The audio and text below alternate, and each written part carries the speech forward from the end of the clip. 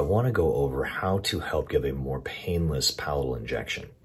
The trouble that we have with the palatal injection is with the keratinized tissue on the palate. The topicals that we typically utilize don't really penetrate that keratinized tissue, allowing for any sort of pre-numbing to occur, which then means the injection is going to sting more. The needle goes in and we're injecting our anesthetic slowly.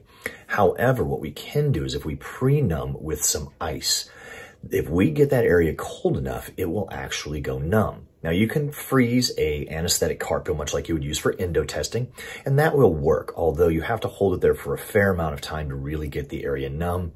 You can do almost like an ice massage with it, and that will work.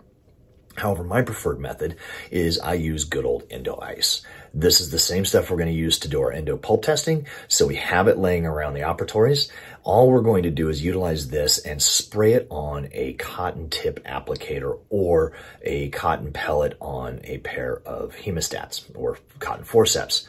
This is then applied to that palatal tissue and is held there long enough. Now, endo ice is cold enough. You will see some frosting of the tissue. This is usually just crystallization of the saliva, and it doesn't really cause any permanent damage to the hard tissues or the soft tissues. So we apply this, allow that to set.